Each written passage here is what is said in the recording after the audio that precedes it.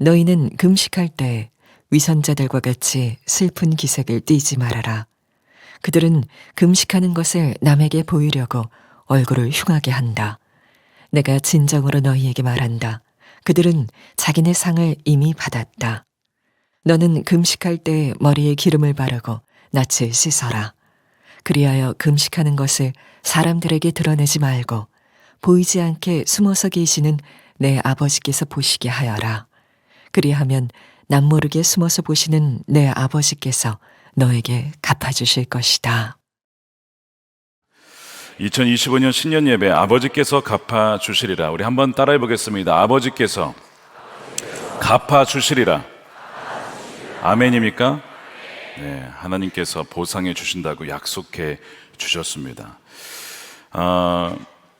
사실 저희가 새해를 맞이하는 것이 당연한 것이 아닌 것을 우리가 알아야 됩니다. 우리가 찬양에 나와 있는 것처럼 은혜라는 찬양, 우리의 모든 삶이 결코 당연히 오는 2025년이 아니라고 하는 것, 우리에게 주신 선물이고, 우리가 이 땅을 살아가고 있다는 것은 우리에게 주어진 사명이 남아있기 때문이죠. 그 사명을 기억하고 우리의 정체성을 기억하고 주님과 함께 동행함으로 말미암아 2025년도도 능히 살아갈 수 있는 힘이 부어지게 될 줄로 믿습니다. 저는 작년 10월쯤에 기도를 하다가 다니엘 21일 금식 기도를 저희 교회가 작년 연말 연초에 2번 연속으로 했는데, 이번에는 저희만이 아니고 다른 한국 교회 성도들이 함께 할 수 있도록 준비하라.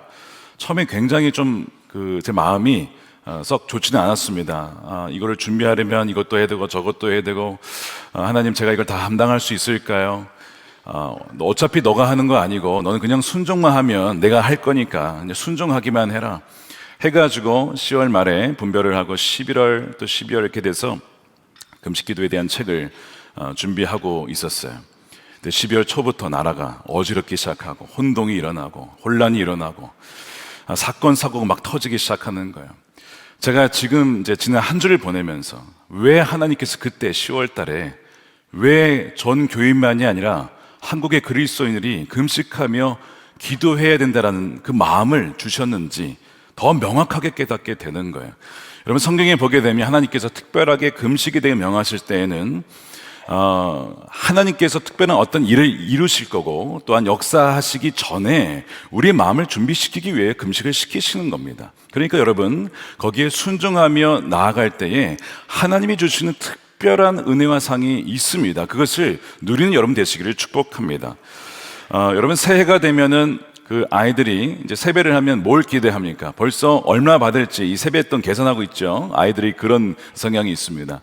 근데 여러분, 그거 아십니까? 하나님께서도 우리에게 새해가 되면 주실 상이 있다는 것을 여러분 믿으십니까? 성경에 상 주신다는 말씀이 있어요. 우리가 믿어야 될 것은 무엇이냐면 하나님이 계시다는 것과 그분이 상 주는 분이심을 여러분 믿어야 합니다. 자, 히브리서 11장 6절 말씀을 함께 읽겠습니다. 시작. 믿음이 없이는 하나님을 기쁘게 해드릴 수 없습니다. 하나님께 나아가는 사람은 하나님이 계시다는 것과 하나님은 자기를 찾는 사람들에게 상을 주시는 분이시라는 것을 믿어야 합니다. 여러분, 하나님께서 자기를 찾는 사람, 예배하며 기도하며 금식하며 그렇게 찾는 사람들에게 뭘 주신다고 그랬어요? 상을 주시는 분. 이 상을 여러분 누리시게 되기를 축복합니다. 자, 오늘 이제 11에서 말씀이 이렇게 상 주신다고 말씀하셨는데, 저는 이 말씀을 오늘 준비하면서 새해가 되어서 하나님 어떤 말씀을 전해야 될까요? 내가 상을 주고자 하는데 상이 있다는 것도 모르고 내가 상을 주는 하나님인 줄 모르는 사람들이 너무 많으니까 오늘 이 말씀을 좀 전했으면 좋겠다. 사실 오늘 주제가 역시 금식입니다. 하나님, 금식 말씀 또 전하면 우리 성도님들이 이 목사님은 맨날 금식만 하나, 금식만 전하나 그러실 것 같은데 어떡하죠? 아니야, 여기에 어마어마한 상이 있어. 넌 반드시 전해야 된다. 너는 그냥 순종하기만 해.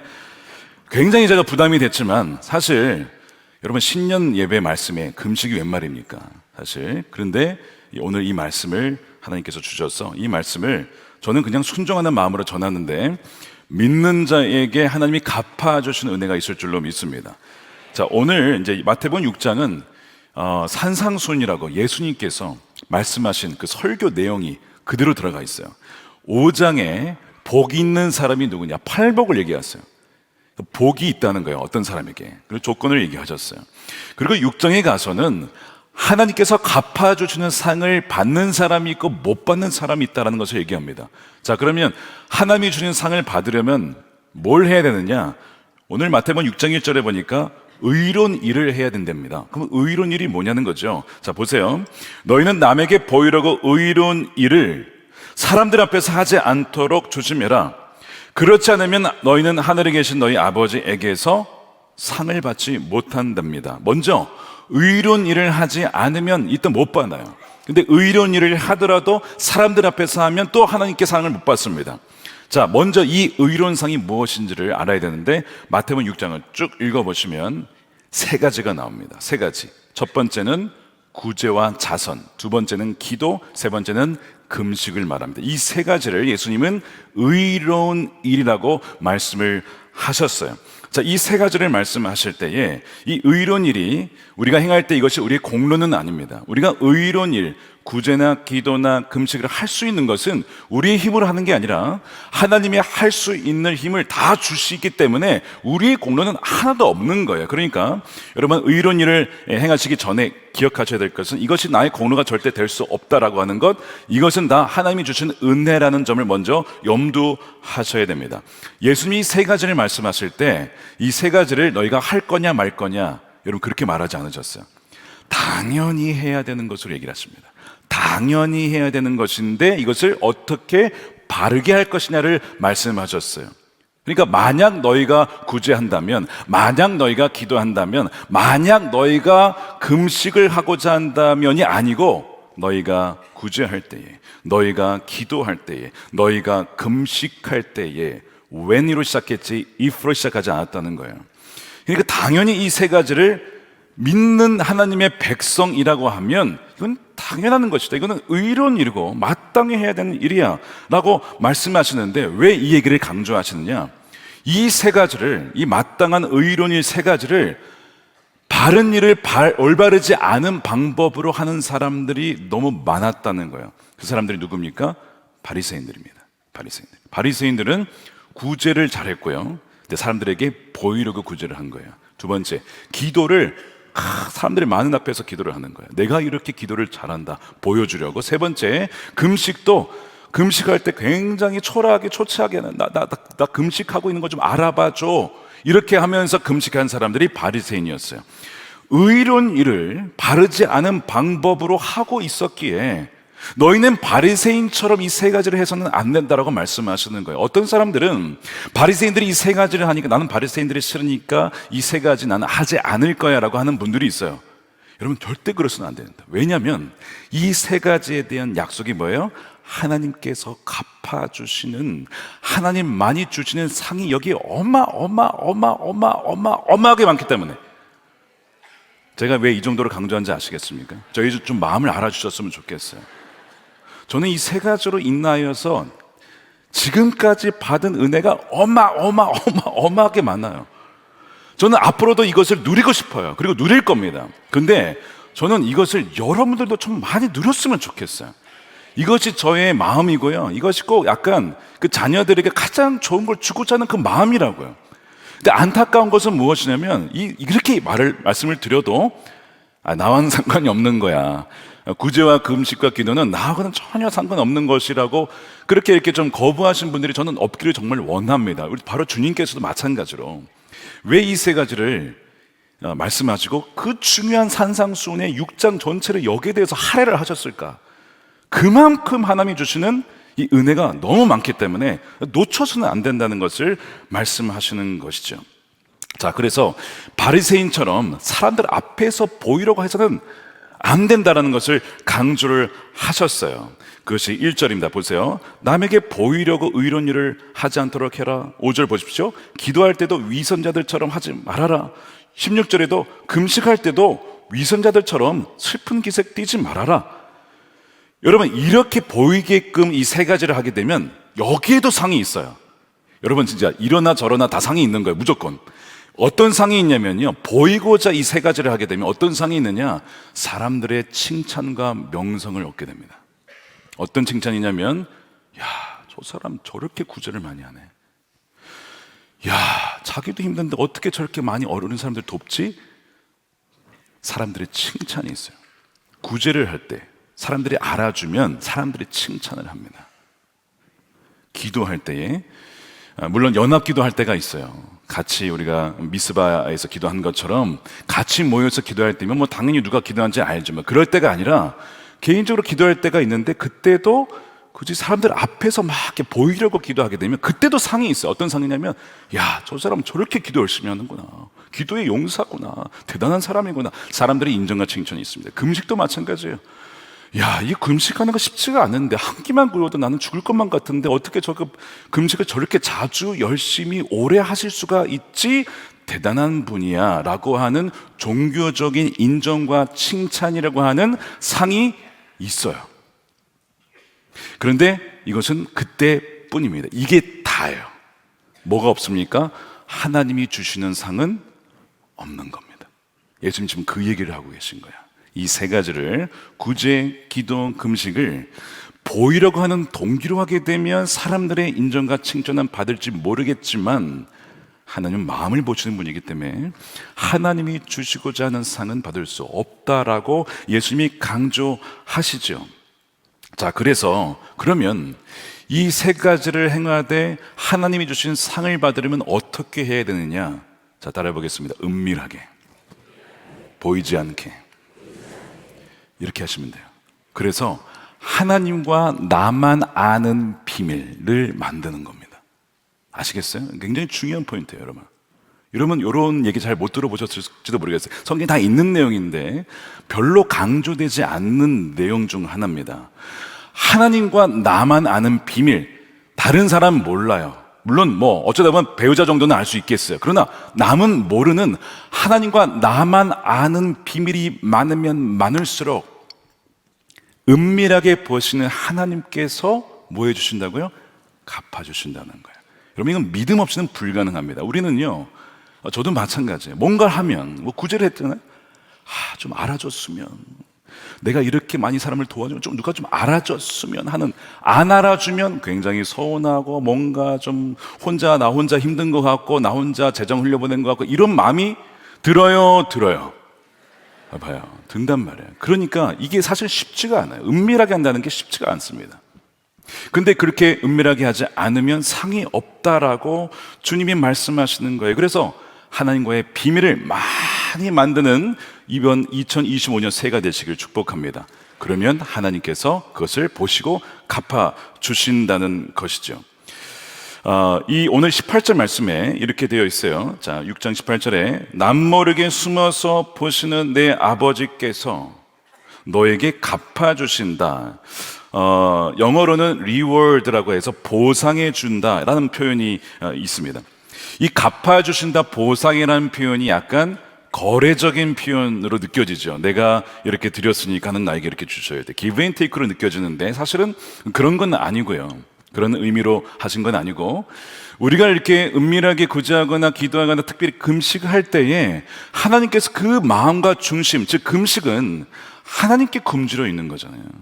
하나님, 제가 음식도 물론 먹지만 저의 진정한 양식은 바로 하나님 말씀이고요, 바로 주님이 영원한 생명의 빵이라고 했으니 주님을 더 갈망합니다 라고 하는 그 마음을 하나님께서 보시고 우리에게 어떤 방식으로 응답해 주신다는 거예요. 근데 그것이 우리에게는 상으로 여겨진다는 것이죠. 여러분, 참 안타깝게도 오늘날 많은 그리스도인들이 놓치고 있는 부분이 바로 이 부분입니다. 하늘 아버지께서 갚아주시는 상과 은혜에 대해서 과연 우리는 얼마나 알고 있을까요? 사실 지난 1970년대, 80년대만 해도 한국교회는 이걸 잘 알고 있었습니다. 그래서 금식하며 기도하며 하나님께 나아가서 골방에, 여러분 기도원 가보셨습니까? 금식 기도원? 저기 파주에 제가 뭐 말씀을 드렸지만 무슨 기도원이 있어요. 저희가 집이 일산이었기 때문에 거기에 종종 갔는데, 가면 개인 기도굴이 있습니다. 들어가면 누가 있는지도 몰라요. 꼭 마치 무덤에 들어가 있는 것 같은 느낌으로 이렇게 들어가 있는데, 거기서 기도하는 분들이 곳곳에 있었어요. 곳곳에 거의 꽉 차 들어 있었습니다. 지금은 어떤지는 모르겠어요. 근데 지금 한국 교회가 그 유산을 굉장히 많이 잃어버리고 있습니다. 동시에 뭐도 잃어버리는 거예요? 그러면 하나님이 갚아주시는 상도 잃어버린다는 뜻입니다. 자, 그래서 오늘 이 말씀에, 자, 그럼 하나님께서 은밀하게 기도하며 금식하는 자에게 그럼 뭘 갚아주신다는 거냐? 뭘 갚아주신다는 얘기가 없어요. 그 본문에. 갚아주신다고 말만 했지 뭘 갚아줬다겠다는 말이 없죠. 성경 전반적으로 보면 하나님께서 주시는 갚아주신 것이 되게 많아요. 제가 이걸 정말 다 말씀드리고 싶은데 그러면 이제 오늘 시간이 안 되니까 세 가지만 말씀을 드릴게요. 중요한 거 세 가지. 자, 아버지께서 갚아주신 상 첫 번째, 은밀히 금식하는 자를 변화시켜 주시는 상을 주십니다. 여러분, 금식은요, 오해하지 마십시오. 금식은 하나님을 변화시키지 못합니다. 하나님은 어제나 오늘이나 내일이나 동일하신 분이에요. 금식으로 하나님 변하게 해달라. 하나님은 안 변하세요. 하나님은 동일하신 분이에요. 우리가 금식하기 전이나 후나 하나님은 똑같아요. 하나님은. 그런데 금식을 하게 되면 누가 변합니까? 금식하는 사람, 금식 기도하는 그 사람이 점점 변화됩니다. 누구로 변화되냐면 점점 더 주님의 모습으로 형상으로 닮아가요. 왜냐하면 그것은 성령의 역사 때문에 그래요. 성령에 민감해집니다. 성령의 음성에 반응하게 됩니다.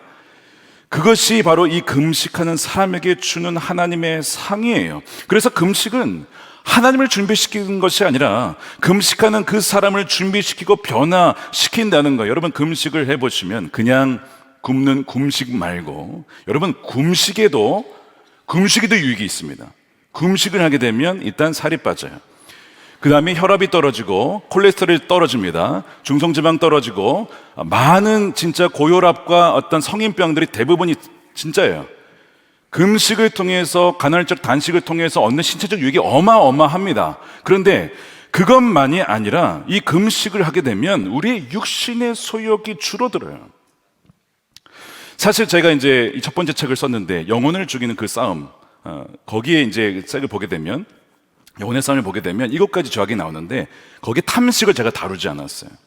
금식 때 다루려고 따로 빼놨는데 사실은 탐식을 정복하지 못하면요 나머지 죄에 이기지 못합니다.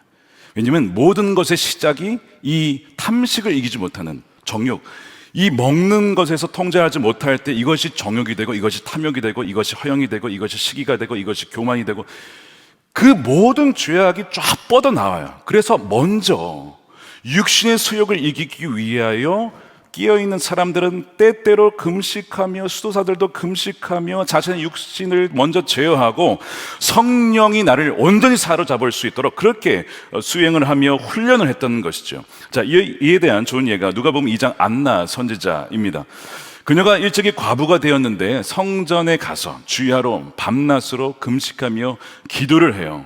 누가복음 2장 37절입니다. 과부가 되어 84살이 되도록 성전을 떠나지 않고 밤낮으로 금식과 기도로 하나님을 섬겨왔다는 거예요. 사람들의 인정을 구하는 게 아닙니다. 뭐 그분이 거기 있는지 사람들 대부분 몰라요. 근데 오직 하나님만 의지하면서 이 예루살렘과 이스라엘에 하나님의 위로와 구원이 임하도록 하나님께만 나아가서 기도했던 사람이 이 안나 선지자였습니다.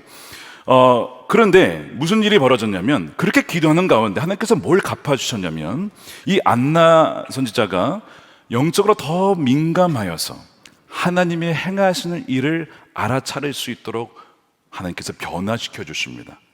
그 증거가 무엇이냐면 여러분, 성전에는요 아주 주기적으로 그냥 아기들이 할례 받으러 계속 옵니다. 부모가 아기를 데리고 오는 것이 바로 성전이에요.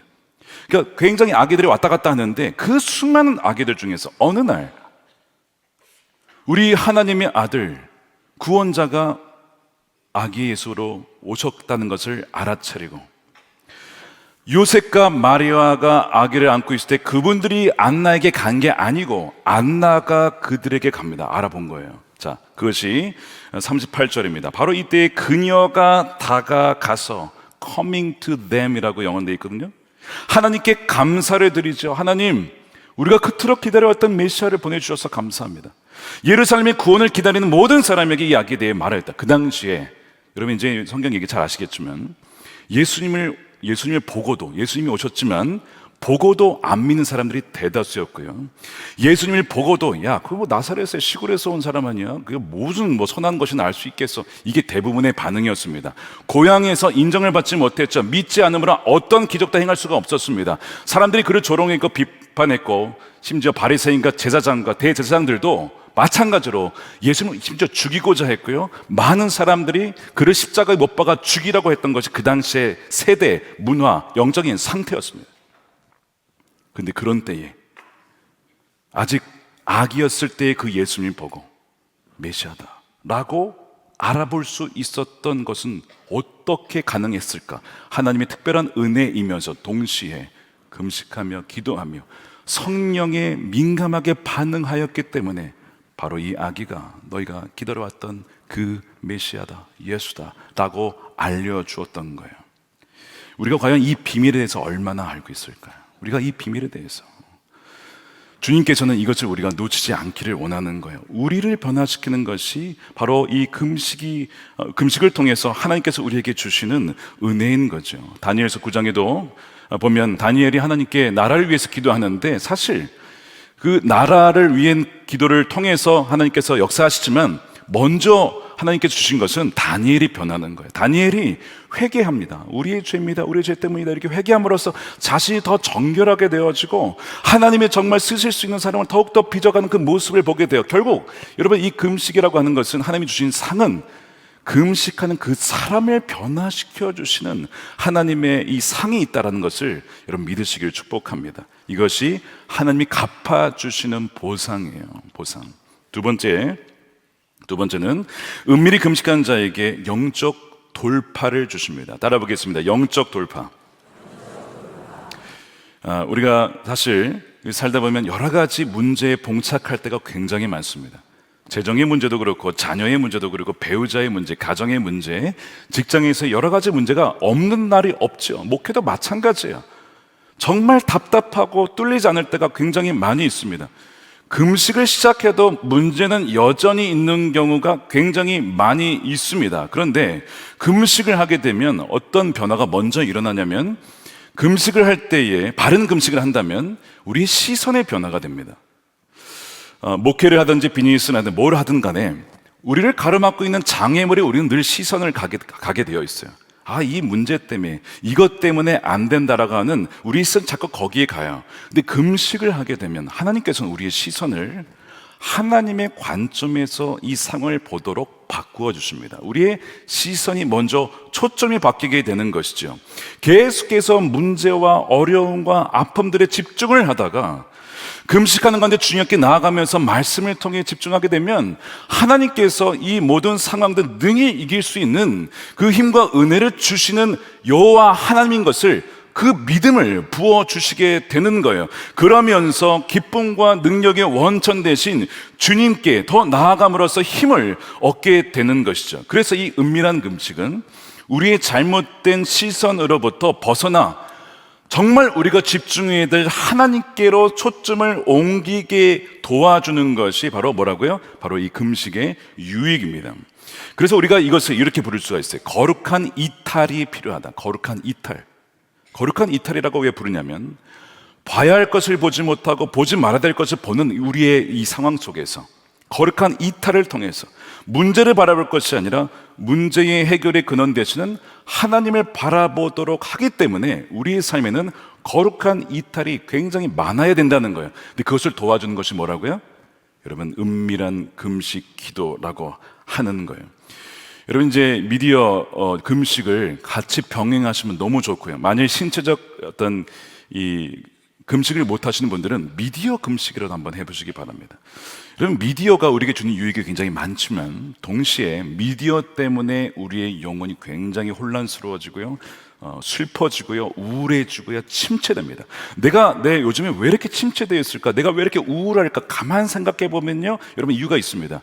들려오는 소식들 때문에 그래요. 뉴스 때문에 우리의 마음이 막 흔들리는 거예요. 어떤 사람은 좋았다고도 슬펐다고, 이게 하루에 뉴스에 따라서 막 롤러코스터를 타는 이유, 여러분, 이 미디어 때문에 그래요. 그러니까 미디어를 끊고 미디어 금식을 통해서 여러분 그 시간에 하나님의 찬양해 보세요. 하나님께 기도해 보세요. 말씀을 읽고 들어보세요. 완전 달라집니다. 똑같은 사람인데 전과 후가 달라져요. 미디어 금식한 사람들의 고백이 내가 왜 진작 미디어 금식을 안 했을까? 이렇게 얘기를 해요. 그만큼 그 영적인 이 중심이 바로 잡히게 되는 거예요. 그러면서 초점에 바로 맞춰야만 그 다음에 돌파가 일어나는 거예요. 돌파는 초점이 흔들리면 절대 일어나지 않습니다. 먼저 하나님이 하신 일은 우리의 시선을 하나님께로 초점을 맞춘 일을 먼저 하신다는 것이죠. 거기에 대한 예를 들면 느헤미야서에 보면 느헤미야가 뉴스를 들어요. 고국에서 성문이 불타고 성벽이 무너지고 백성들이 괴로워한다는 안타까운 소식을 하나님을 통해서 듣게 되죠. 그래서 하나님을 통해서 들었는데 마음이 너무 힘든 거예요. 여러분 뉴스를 들으면 짓눌립니다.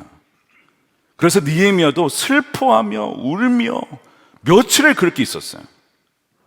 그러나 우리가 그런 슬픈 소식을 들었을 때에 같이 애도하고 울고 너무나 중요한 부분이지만 거기에 머물러 있어서는 안 된다는 거예요. 느헤미야가 그 뉴스를 듣고 나서 거기에 머물지 않고 초점을 그 뉴스의 소식에만 맞추는 것이 아니고 초점을 바꿉니다. 어디를 바꿔요? 하나님께 바꿉니다. 어떻게 해요? 금식과 기도로 바꾸는 거예요. 그것이 느헤미야 1장 4절이에요. 이 말을 듣고 뉴스를 들었어요. 나는 주저앉아 울었다. 어떻게 이런 일이 벌어질 수 있느냐? 아직도 그럴 수 있느냐? 슬픔에 잠겨 있었는데 그러면서 며칠 동안 금식하면서 그의 초점을 어디로 바꿉니까? 하나님께로 드리는 거예요. 하늘의 하나님께 기도하여 아뢰었다. 그러면서 주 하늘의 하나님이라고 하죠. 여러분 주가 괜히 들어간 게 아니에요. 여호와 하나님이거든요. 우리의 모든 역사를 주고 나시는 주 하나님, 위대하고 두려우신 하나님, 위대하신 하나님이십니다. 주님을 사랑하는 이들과 세운 언약, 계명을 지키는 이들과 세운 언약을 지키고 은혜를 베푸시는 그 하나님께 뭐 하는 겁니까? 초점을 맞추는 거예요. 여러분들의 지금 시선과 초점은 어디에 있습니까? 뉴스에 가 있습니까? 상황에 있습니까? 여러분들 문제에 있습니까? 건강의 문제, 재정의 문제, 비즈니스의 문제, 거기에 가 있지는 않습니까? 여러분 그때에 우리 시선을 주 하나님께 돌리는 여러분 되시길 축복합니다. 우리가 예배를 왜 드려야 되죠? 정기적으로 우리의 시선이 다 분산되어 있거든요. 막 이리저리 휩쓸리기 때문에 하나님께 시선을 집중하고자 우리가 모여서 예배하며 하나님의 관점에서 이 세상을 바라볼 수 있도록 하기 위해 우리의 시력을, 시선을 교정해야 되는 것이죠. 그것이 바로 예배의 유익인 거예요. 자, 그렇게 했을 때에 이 느헤미야의 시선이 주님께 고정이 되니까 역사가 벌어져요. 역사가. 어떤 분은요, 기도한다고 뭐가 되느냐라고 하는 분이 있어요. 안 믿는 분은 그럴 수 있어요. 여러분, 기도하는데 이런 상황에서 기도만 해도 되겠느냐? 여러분, 이런 상황에서 기도만 해도 되는 게 아니라 하나님께서 들으시면 뭐라고 느끼실까요? 굉장히 기분 나빠하실 거예요. 너 나를 안 믿는구나. 내가 역사의 주관자임을 믿지 못하는구나. 내가 배후에서 모든 역사의 주관자가 되고 함께하면 너가 믿지 못하는구나 라고 여러분 말하실 거예요. 그러니까 여러분 어려운 상황일수록 진정한 금식과 기도로 하나님께 나아가서 기도할 때 하나님이 움직이시는데, 하나님 보세요. 오늘 느헤미야 그가 기도했을 때 어떤 일이 벌어졌냐면요, 어느 날 아닥사스다 왕이 너 얼굴이 이렇게 어둡냐라고 물어봐요. 사실 나라의 일 때문에 그렇습니다. 그러냐? 그러면서 물어보는 게, 그럼 너가 바라는 게 뭐냐라고 물어요. 왕이 물었어요. 느헤미야 2장 4절이죠. 너가 바라는 것이 뭐냐? 왕께서 나에게 물으셨길래 그 순간에 느헤미야가 어떻게 합니까? 다시 그 순간에도 하늘의 하나님께 기도를 드립니다. 자, 느헤미야는 지금 왕 앞에 있는데 그의 마음은 어디에 있습니까? 초점은 어디에 있어요? 하나님께 있다니까요. 왕이시여, 우리 나라가 너무 힘들다, 좀 도와주세요. 좀 우리 나라에 좀 간섭해 주세요. 이게 아니고 먼저 그 왕 앞에서도 초점은 여전히 왕이 아니라 하늘의 하나님, 왕에게 초점이 맞춰져 있다고요. 그러면서 왕의 물음에 대답을 하죠. 이러이러한 일이 있어야 되는데. 그랬더니 그러냐, 며칠이 필요한데 뭐가 필요한 거야? 총독으로 보내면서 그에게 필요한 모든 것을 이 왕을 통해서 하나님이 응답해 주십니다. 그래서 예루살렘의 총독으로 가요. 자기가 추구한 것도 아니었어요. 근데 총독의 자리를 주셔서 일을 할 수 있도록 해주고, 그 다음에 필요한 모든 것들을 붙여주십니다. 사람도 붙여주시고 재정도 붙여주시고 필요한 재료도 붙여주시고. 방해가 굉장히 많았죠. 산발랏, 도비야, 어떻게 해서 성벽 짓지 못하게. 방해가 너무나 많았지만 며칠 만에 성벽을 재건합니까? 52일 만에 예루살렘에 무너졌던 성벽이 재건이 되는 거예요. 여러분, 이 일이 어떻게 시작됐다고요? 금식하며 기도하며 하나님께 초점을 맞췄을 때 그렇게 답답했던 일들이 돌파가 이루어지는 역사가 일어났습니다. 여러분들의 삶 가운데, 가정에, 또 이 나라 가운데 영적인 돌파가 일어나게 되기를 축복합니다. 여러분, 에스더서 잘 알잖아요. 하만이 음모를 깨고 유대인들을 다 몰살시키려고 그냥 막 법령을 막 만들어서 막 자기 마음대로 막 바꾸죠. 사람들 다 죽이려고. 야, 이러다가 유대인들 다 죽겠네.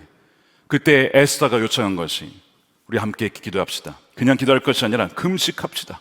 저도 죽으면 죽으리다 라고 하고 왕에 나가게 있으니 나를 위해서 기도해 주십시오 라고 그렇게 나아가요. 바뀔 것 같지 않았어요. 그런데 어느 날 왕이 잠이 오지 않고 궁중의 기록을 읽다가 모르드게가 한 일을 발견하게 되고, 알고 봤더니 이 하만이, 나쁜 놈이 하만이, 그래서 하만이 계략이 드러나죠. 음모가 드러납니다. 빛 가운데 반드시 진리는 드러나게 되어 있습니다. 믿으십니까? 여러분, 숨길 수 있는 게 없다고요. 빛 가운데 반드시 드러나게 되어 있어요. 음모가 드러나고, 하만이 자기가 유대인들 죽이려고 했던 그 장대, 모르드게 죽이려고 했던 그 장대, 누가 죽어요? 하만이 죽는 겁니다. 하만이. 우리가 하나님을 진정 경외하며 신뢰할 때 공의의 하나님께서 어둠을 밝히시고 진리를 드러내시고 진정한 수술을 행하실 줄로 믿습니다. 29세 한 청년이, 오직 하나님께만 초점을 맞춘 한 청년이 있었어요. 미국에 살았던 분인데, 이 29세 청년으로 인해서 영향받은 사람이 되게 많아요. 저도 이분에게 굉장히 많은 영향받았거든요. 제가 기도한 금식의 유익을 누린 것도 사실 이 부분에 많은 빚을 졌습니다. 이분에게 영향을 주는 사람이 누구냐면 조나단 에드워즈, 1차 대각성 운동의 주역이죠. 윌리엄 캐리, 현대 선교사, 선구자죠. 헨리 마틴, 맥체인 성경 읽기를 중요한 로버트 맥체인, 그 다음에 짐 엘리엇, 에콰도르의 선교사, 이 모든 사람들이 다 이 29세 청년에게 영향을 받았어요. 여러분, 29세 이 청년 누군지 아십니까? 미국의 인디언 선교사였던 데이비드 브레이너드라고 하는 분입니다. 근데 이분의 삶과 그 역사가 기록이 됐어요. 데이비드 브레이너드 일기라고. 이거를 조나단 에드워즈가 정리를 합니다. 그걸 출간을 했어요. 이 사실은 아까 말씀드렸던 이 모든 분들이 굵직굵직한 분들이에요. 하나님 나라 역사에 굉장히 귀하게 쓰임받은 사람인데, 이 사람들에게 영향을 정도로 그 강력한 그 영적 에너지와 힘은 어디서 왔을까? 그것이 궁금했던 거예요. 조나단 에드워즈는 그 일기의 마지막에 보면 그의 인생을 평가하면서 정리한 내용에 그의 인생의 비결 한 가지를 꼽습니다. 한 가지. 그걸 제가 읽어드릴게요. 자, 들어보세요. 특히 한 가지 임무와 관련하여 그가 보여준 모범과 성공이 특별히 목사들과 일반 그리스도인들 모두에게 극히 도움이 될 것인데, 곧 은밀한 금식의 임무가 그것입니다. 독자는 브레이너드가 얼마나 이 임무를 권장하며 또한 자신이 얼마나 빈번하게 은밀한 금식을 시행하였는지를 보았을 것이며, 그가 얼마나 이 임무에 애착을 가졌고 거기서 복을 누렸고 그 임무가 그의 영혼에게 얼마나 큰 유익을 끼쳤는지도 이 일기를 통해 보았을 것입니다. 그가 은밀한 금식과 기도로 많은 날을 보냈고 그의 일기에 그 내용을 기록하고 있지만, 그렇게 은밀하게 금식하며 기도한 후에 얼마 지나지 않아서 하나님의 성령의 특별하신 역사와 위로 가운데 눈에 띄는 성공과 놀라운 축복이 뒤따라 나타나지 않은 경우가 한 번도 없었고, 그날이 지나가기 전에 그런 역사가 나타난 경우가 태반이었습니다. 비결이 뭐였다고요? 은밀한 금식이었어요. 기도. 은밀하게 금식하며 기도했던 것을 하나님이 갚아주신 거라니까요. 그 내용이 그 일기에 다 써있어요. 제가 이거를 2007년에 처음 읽었거든요. 데이비드 브레이너드 일기에 제가 얼마나 감명을 받았는지. 하나님, 저도 이렇게 쓰임받고 싶습니다. 하나님, 저도 주님과 날마다 친밀하게 동행하고 싶습니다. 그랬을 때 그 동행의 비결이 무엇이냐? 은밀한 기도와 금식이었다는 거예요. 그걸 통해서 사단의 권세가 무너지고, 여러분, 견고한 진이 있어요. 여러분, 가정 안에 어떤 복음을 전하라고 하면 그 사람 안에 진이 있어. 막 꿈쩍도 안 해. 견고한 진이 어떻게 무너지느냐? 오로지 기도와 금식 외에는 이런 유가 나갈 수 없느니라 예수님께서 말씀하셨잖아요. 기도와 금식 외에는 안 된다니까요. 그래서 그거를 통해 견고한 진이 파괴되어지고 묶여있던 영혼들이 풀려지게 되는 것이고 주님께로 돌아오게 될 줄로 믿습니다. 근데 여러분, 은밀한 기도와 금식을 왜 안 합니까? 여러분, 이거를요, 누가 알게 되면 가장 싫어할 자가 누구예요? 사탄입니다. 그래서 오늘날 이 은밀한 금식의 비밀을 감추는 거예요. 절대 하지 못하도록. 이거 터지면 끝장나. 사단의 나라 다 망해. 건들지 못하게 하는 거예요. 거부감 갖게 합니다. 금식에 대해서. 나 금식 못해. 거부감을 갖게 함으로써 속이는 거예요. 마귀가 하는 것은 늘 속이는 거예요. 여러분, 이 말씀을 꼭 기억하시고, 올해, 그렇게 자주, 매일 하라는 것도 아니에요, 사실. 우리 웨슬리안들은 일주일에 2번 금식했습니다. 수요일과 금요일. 수요일은 가룟 유다에게 배신을 당했던 그 날을 기억하고, 금요일은 예수님이 십자가에 못 박혔다는 날을 기억하면서 금식을 했어요. 여러분, 그것을 통해서 금식의 유익을 누린 여러분 되시길 축복합니다. 돌파가 일어나는 영적 돌파. 자, 세 번째 마지막입니다. 은밀히 금식하는 자에게 하나님을 주신다. 자, 따라하게 보겠습니다. 은밀히 금식하는 자에게 하나님을 주신다. 여러분, 아브라함 기억나시죠? 아브라함이 말씀을 듣고 아비 본토 친척을 떠나서 그저 떠났어요. 전혀 모르는 가나안 땅으로 갔어요. 이방인 땅에서 살아가는데 아들 주시겠다 했는데 아들도 안 주세요. 롯이 같이 따라 나왔다가 소돔과 고모라를 떠났어요. 굉장히 외롭죠. 약속도 아직 안 이루어졌죠. 그런 상황 속에서 하나님이 이 아브라함이 가는 곳마다 예배를 드리고는 제단을 쌓고 예배하며 하나님께서 아브라함을 위로하시면서 주신 약속의 말씀이 있었어요. 그것이 창세기 15장 1절입니다. 우리 함께 읽겠습니다. 시작. 이후에 여호와의 말씀이 환상 중에 아브라함에게 임하여 이르시되 아브라함아 두려워하지 말아라. 나는 너의 방패여 너의 지극히 큰 상급이니라. 아멘입니까? 하나님이 우리의 방패고 상급이 되신다는 거예요.